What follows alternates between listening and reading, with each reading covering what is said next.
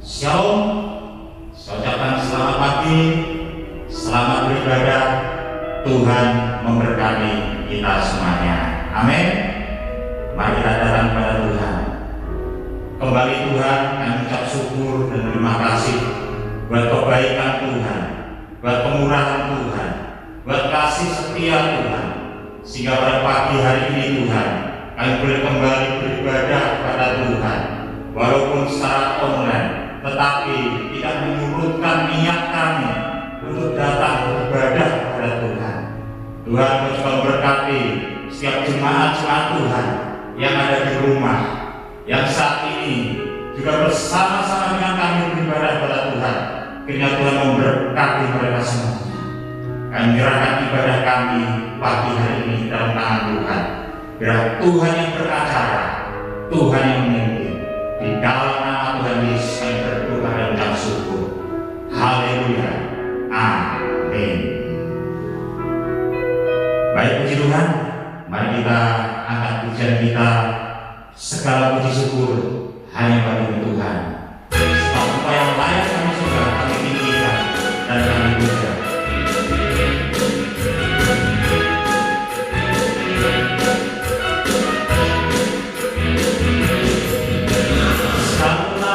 Puji syukur hanya bagi-Mu Tuhan, sebab Kau yang layak dipuja.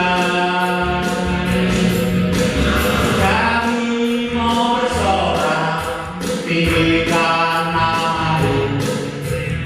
Haleluya.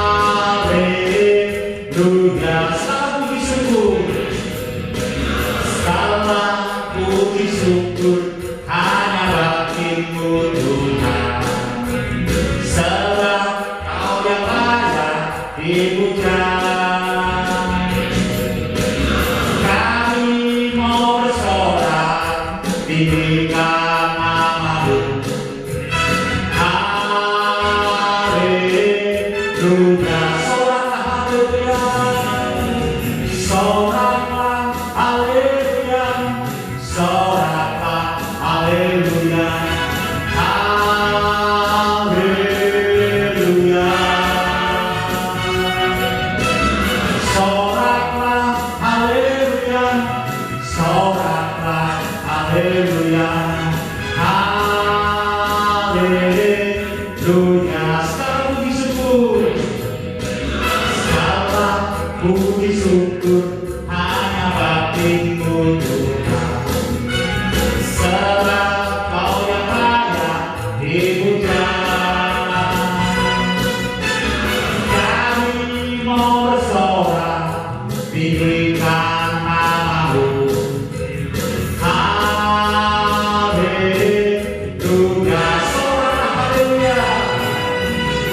Soraklah haleluya. Soraklah haleluya. Haleluya.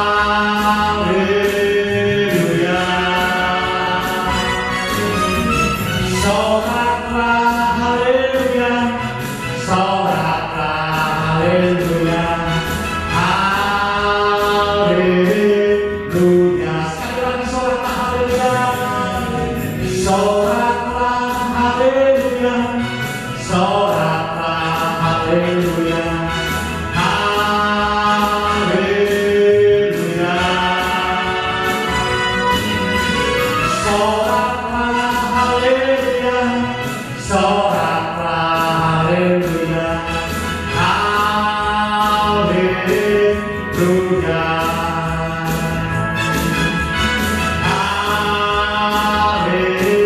Haleluya. Sekali lagi katakan haleluya. Haleluya.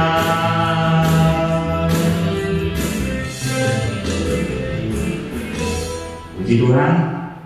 Sebentar kita akan mendengarkan firman Tuhan.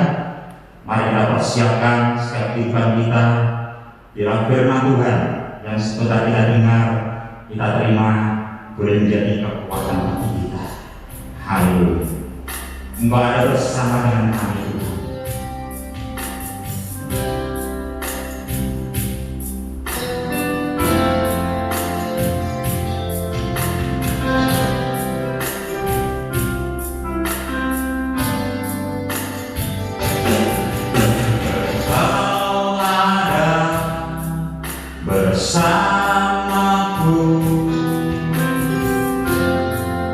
setiap musim hidupku.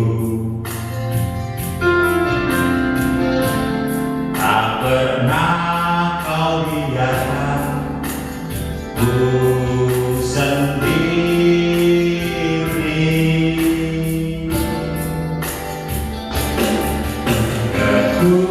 Kekuatan di jiwaku adalah bersamamu. Tak pernah ku ragukan kasih-Mu bersamaku Bapa,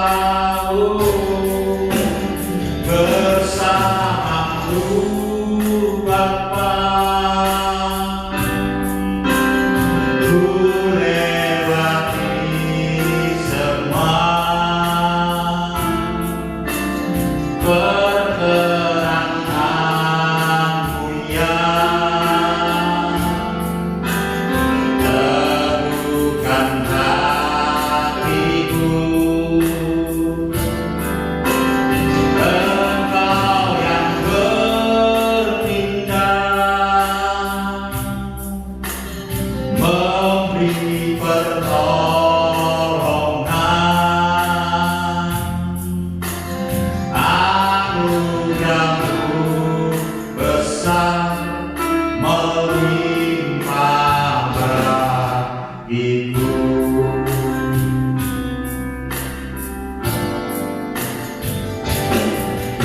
Engkau ada bersamaku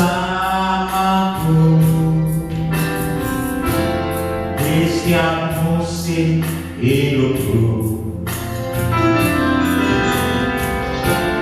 Tak pernah Kau biarkan ku sendiri.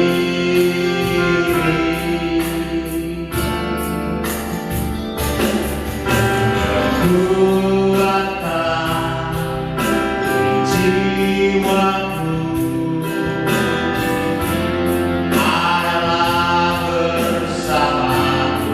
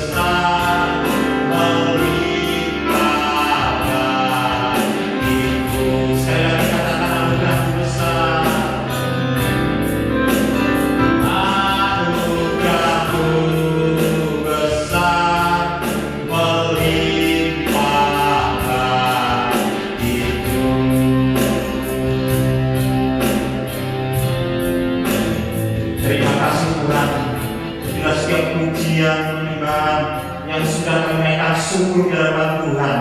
Biarlah setiap pujian iman kami ini boleh menyenangkan hati Tuhan dan boleh memberkati setiap kami pada pagi hari ini. Terima kasih Tuhan, sebentar kami akan mendengarkan firman-Mu. Biarlah firman-Mu sebentar kita dengar, kita terima, boleh menjadi rema bagi kami, terlebih boleh menjadi berkat bagi kami. Terima kasih Tuhan, kami sambut firman-Mu hanya di dalam nama Tuhan Yesus Kristus. Kami sudah berdoa dan ucap syukur. Haleluya. Amin. Selamat pagi saudara yang dikasihi oleh Tuhan. Bersyukur kita masih boleh punya kesempatan untuk bersama-sama belajar kebenaran firman Tuhan. Saya mengajak kita membaca di dalam Yohanes pasal 2 ayat yang pertama sampai dengan yang ke-10. Saya akan membacakannya. Perkawinan di Kana. Pada hari ketiga ada perkawinan di Kana yang di Galilea, dan ibu Yesus ada di situ. Yesus dan murid-muridnya diundang juga ke perkawinan itu. Ketika mereka kekurangan anggur, ibu Yesus berkata kepadanya, mereka kehabisan anggur. Kata Yesus kepadanya, mau apakah engkau daripadaku, ibu? Saatku belum tiba. Tetapi ibu Yesus berkata kepada pelayan-pelayan, apa yang dikatakan kepadamu, buatlah itu. Di situ ada 6 tempayan yang disediakan untuk pembasuhan menurut adat orang Yahudi. Masing-masing isinya 2-3 buyung. Yesus berkata kepada pelayan-pelayan itu, isilah tempayan-tempayan itu penuh dengan air. Dan mereka pun mengisinya sampai penuh. Lalu kata Yesus kepada mereka, sekarang cedoklah dan bawalah kepada pemimpin pesta. Lalu mereka pun membawanya. Setelah pemimpin pesta itu mengecap air yang telah menjadi anggur itu, dan ia tidak tahu dari mana datangnya. Tetapi pelayan-pelayan yang mencedok air itu mengetahuinya. Ia memanggil mempelai laki-laki dan berkata kepadanya, setiap orang menghidangkan anggur yang baik dahulu, dan sesudah orang puas minum, barulah yang kurang baik. Akan tetapi engkau menyimpan anggur yang baik sampai sekarang. Nah, Bapak Ibu yang dikasihi Tuhan, sebagaimana dituliskan di dalam firman Tuhan ini. Satu kali ada satu pesta pernikahan di kota Kana. Ibu Tuhan Yesus, Maria, juga ada di sana. Tuhan Yesus dan murid-muridnya pun juga diundang di tempat itu. Nah, satu kali terjadi masalah karena anggur persediaan untuk pesta itu habis dan tidak ada persediaan lagi. Kemudian Maria, ibu Tuhan Yesus, datang kepada Tuhan Yesus dan berkata, persediaan anggur mereka habis. Saudara, ini yang menjadi satu keheranan buat saya pribadi. Apa yang menyebabkan Maria datang kepada Tuhan Yesus seakan-akan meminta tolong? Bukankah Maria juga seorang undangan di sana? Mungkin satu sisi itu hanya sebuah moralitas. Tahu orang lain kesulitan, muncul rasa iba, ingin menolong. Tetapi di sisi yang lain kita melihat bahwa Maria tahu jawabannya, solusinya adalah pada Tuhan Yesus. Maria mengenal dengan tepat bahwa Tuhan Yesus adalah solusi dari masalah itu. Saudara, bagaimana dengan saya dan saudara? Apakah Bapak, Ibu, dan saya juga mengenal bahwa satu-satunya solusi bagi masalah kita hanyalah Tuhan Yesus saja? Saudara, yang menarik bagi saya adalah respon dari Tuhan Yesus sendiri. Saudara, dari pembacaan tadi kita tahu, Tuhan Yesus berkata kepada Maria ibunya, "Mau apakah engkau daripadaku, Ibu?" Saudara, pertanyaan ini saya pikir Tuhan Yesus bukan sedang menanyakan apakah keinginan ibunya dan akan memenuhi. Tidak. Tetapi pertanyaan ini harus disambungkan dengan kalimat di bawahnya. Yang berkata, "Saatku belum tiba." Sehingga kalau kedua kalimat ini disatukan, maka sebenarnya Tuhan Yesus sedang berkata, "Mau apa Ibu daripadaku?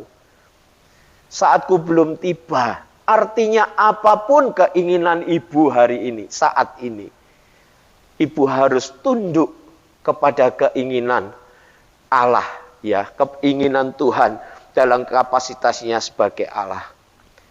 Saudara, sadar atau tidak, seringkali kita mencoba untuk mendikte Tuhan dengan kebutuhan dan keinginan kita. Contohnya, saudara, mungkin kita sedang tidak punya uang. Uang kita habis, kita berdoa kepada Tuhan. "Tuhan, aku hari ini tidak punya uang. Aku sedang butuh uang untuk membayar SPP anak-anakku, dan aku juga harus bayar cicilan sepeda motor. Tuhan, tolong kirim orang untuk mengantar berkat untukku. Sekarang ya Tuhan." Amin.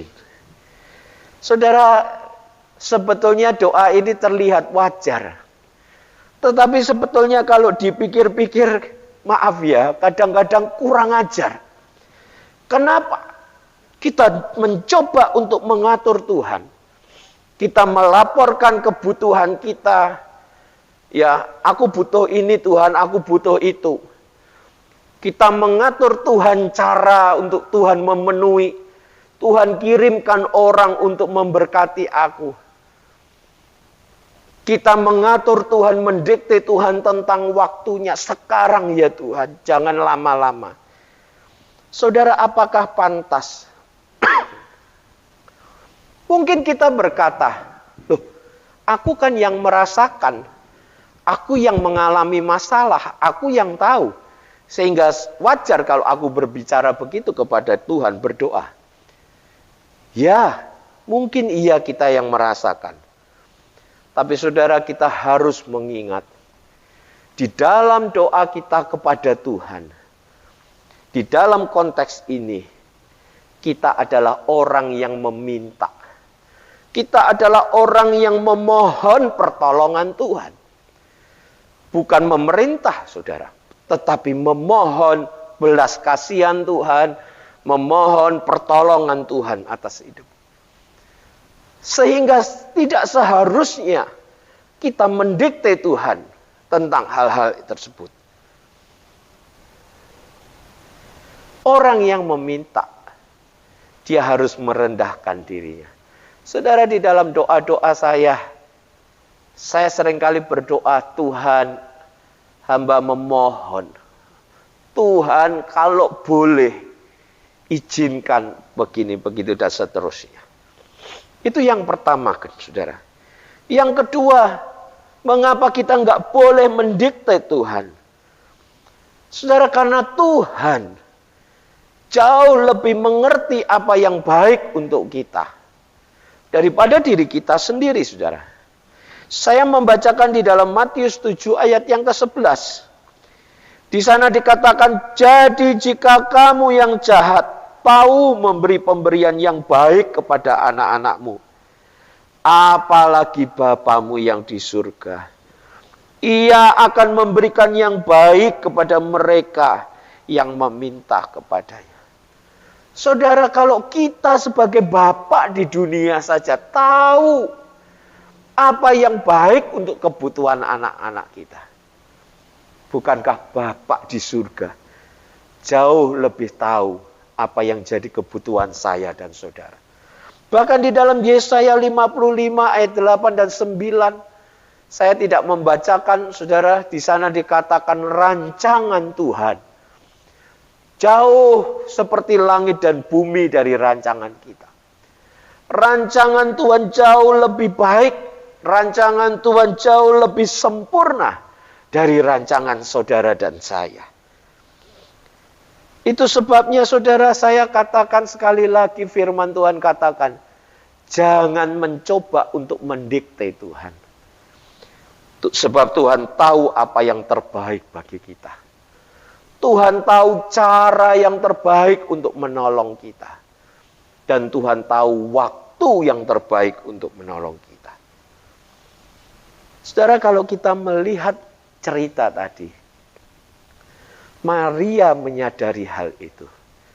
Ketika Tuhan berkata, waktuku belum tiba. Saudara melihat Maria tidak lagi berkata apa-apa kepada Tuhan Yesus. Maria tidak ngeyel, saudara. Tetapi Maria taat kepada Tuhan. Nah, kalau begitu apa yang harus kita lakukan, saudara? Saudara melihat Maria datang kepada para pelayan.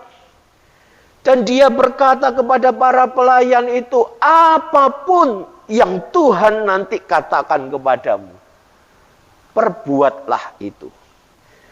Apapun yang Tuhan katakan, sampaikan kepadamu, perbuatlah itu.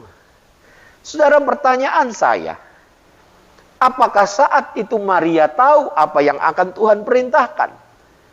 Apakah Maria tahu apa yang ada dalam benak dan hatinya Tuhan? Tidak, saudara. Maria tidak tahu.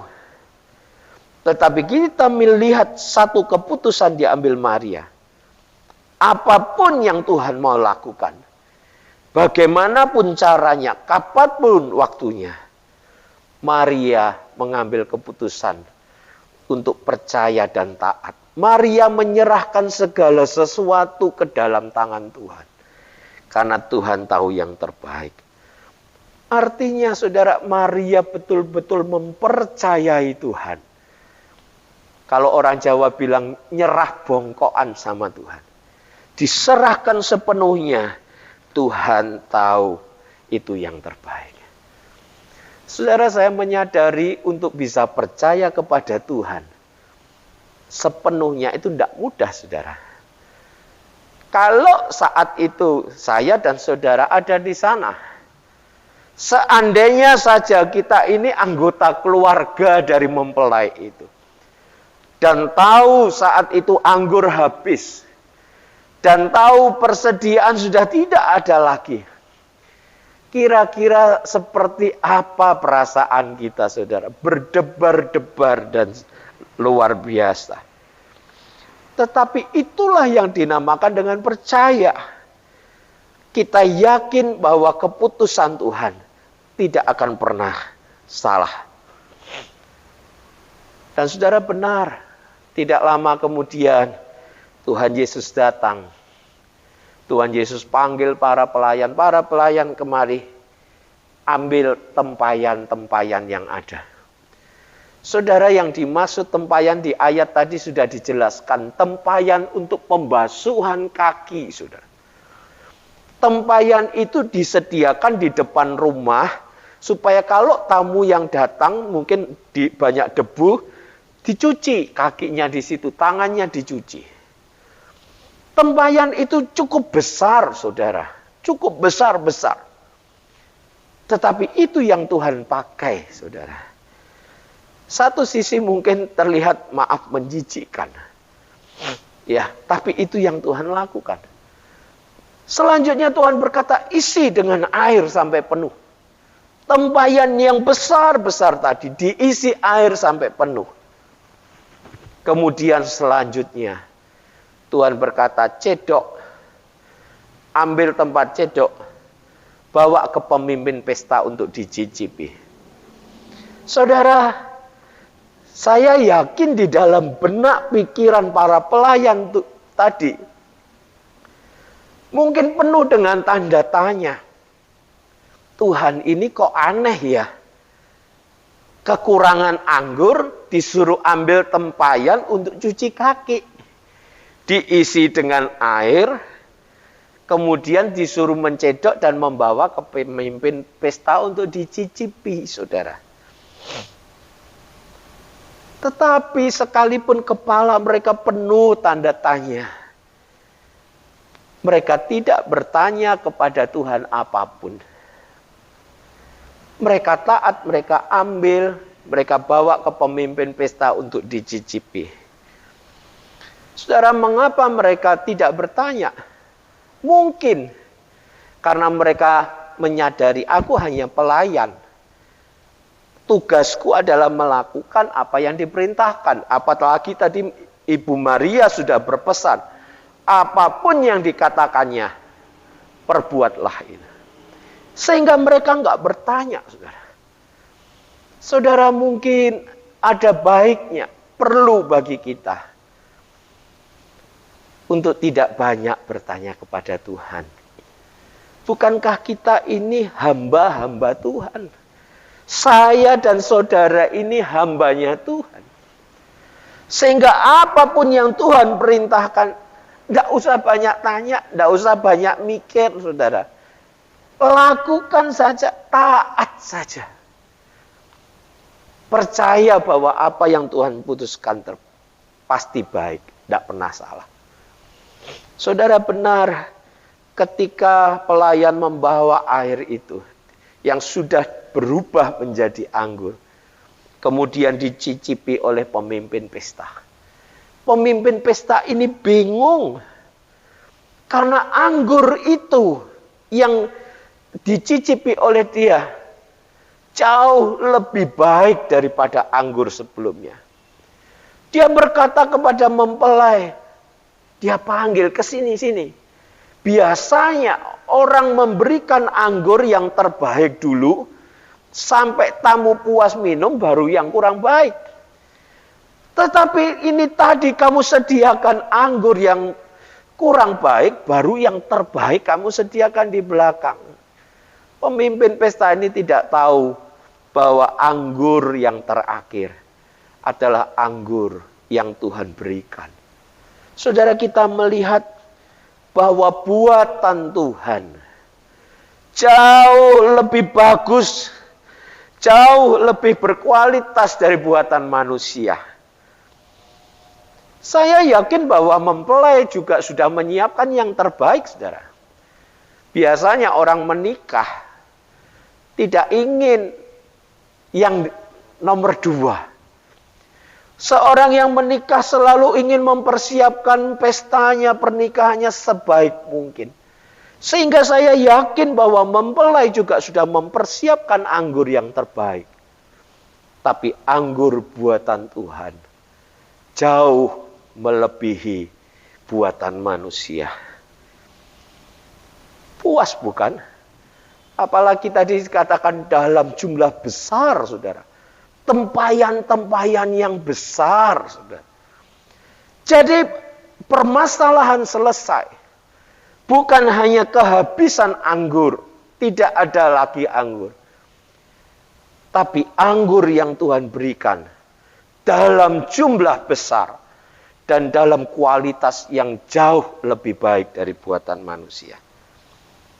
Saudara, kita bisa melihat di sini.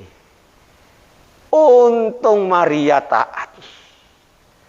Untung pelayan-pelayan tadi taat. Seandainya tidak, mujizat tidak terjadi. Saudara, apakah saudara dan saya ingin mengalami pertolongan Tuhan? Apakah saudara ingin sebuah jawaban yang terbaik dari Tuhan? Solusi yang terbaik dari Tuhan? Kalau iya, jangan coba-coba mendikte Tuhan, saudara. Sadarilah bahwa kita ini orang yang memohon kepada Tuhan. Kita ini minta belas kasihan Tuhan. Biarlah Tuhan mengerjakan menurut rencananya. Sebab Tuhan tahu rancangan yang terbaik untuk saudara dan saya. Yang kedua, saudara, mari kita belajar taat. Mari kita belajar percaya sepenuhnya kepada Tuhan. Ya, karena itu yang terbaik. Maka kita akan melihat sebuah solusi, sebuah jawaban yang terbaik bagi saya dan saudara. Jauh melebihi solusi orang-orang yang berikan. Jauh melebihi solusi yang para ahli, para pakar memberikan. Sebab yang dari Tuhan selalu lebih baik dari yang manusia buat. Saudara, saya akan menutup firman Tuhan ini dengan membacakan ayat di dalam 2 Korintus pasal 5 ayat yang ke-7. Sebab hidup kami ini adalah hidup karena percaya, bukan karena melihat. Sebab hidup kami ini adalah hidup karena percaya, bukan karena melihat. Amin. Kiranya Tuhan memberkati kita semua. Mari kita berdoa. Kami bersyukur kepadamu ya Tuhan, untuk kebenaran firman yang Tuhan berikan pada kami hari ini. Ampuni kesalahan kami selama ini. Karena seringkali di dalam masalah kami, di dalam kegupuhan kami, kegentaran kami, sadar tidak sadar seringkali kami mendikte Tuhan untuk apa yang kami butuhkan. Kami mendikte kami perlu ini Tuhan. Tolong kami dengan cara ini. Tolong kami sekarang juga. Kami lupa bahwa kami ini orang yang meminta pertolongan. Seharusnya kami tahu diri. Seharusnya kami merendahkan diri di hadapan Tuhan. Karena kami butuh belas kasihan Tuhan. Dan kami tahu Tuhan punya rancangan yang terbaik. Jauh melebihi apa yang kami pikirkan. Oleh sebab itu kami berdoa, kalau ada di antara jemaat Tuhan yang saat ini sedang dalam pergumulan, ajar kami untuk percaya kepadamu. Ajar kami untuk merendahkan diri kepadamu. Taat, sabar, menunggu waktu Tuhan. Karena Tuhan tidak pernah salah dengan keputusanmu. Engkau akan menjawab, engkau akan memberkati sesuai dengan yang terbaik yang ada dalam hati pikiranmu. Dengarlah doa kami Tuhan. Dengarlah doa kami. Di dalam nama Tuhan Yesus. Kami sudah berdoa dan mengucap syukur. Haleluya. Amin. Baik, mari kita akhiri ibadah kita pada pagi hari ini. Ada pujian bersama Bapa.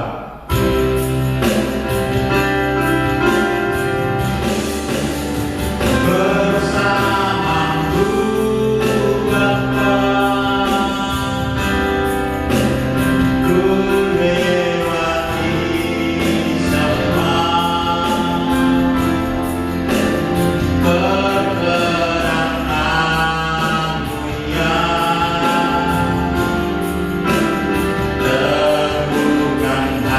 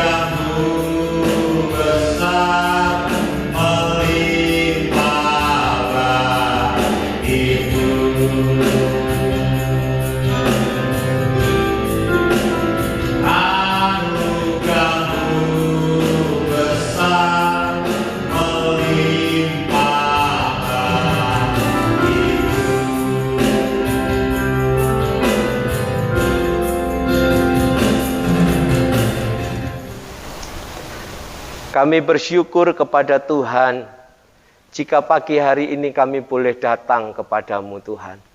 Kami bersyukur kalau kami masih diizinkan memuji, menyembah Tuhan. Dan kami bersyukur kami masih boleh mendengar kebenaran firman-Mu yang Tuhan berikan bagi kami. Kami percaya Tuhan bahwa Engkau terus dan sedang beracara di dalam hidup kami. Sekalipun Tuhan mungkin banyak tantangan, banyak masalah terjadi. Tapi kami yakin tangan Tuhan sedang terus membawa kami, menggandeng kami. Oleh sebab itu, angkat segala kekhawatiran kami Tuhan, angkat segala kegelisahan kami. Sehingga kami bisa mantap menaruh pandangan kami, kepercayaan kami kepada Tuhan. Akhirnya kami akan mengakhiri ibadah kami pagi hari ini. Kiranya Tuhan memberkati setiap kami. Bapak Ibu yang dikasihi Tuhan, terimalah kasih dan anugerah Tuhan. Kasih sayang Tuhan Yesus Kristus, pimpinan, perlindungan, dan persekutuan dengan Roh Kudus akan terus menyertai dan memberkati kita mulai dari hari ini. Bahkan sampai selama-lamanya Tuhan Yesus datang yang kedua kalinya. Dalam nama Tuhan Yesus kami berdoa, haleluya. Amin. Selamat pagi, Tuhan Yesus memberkati.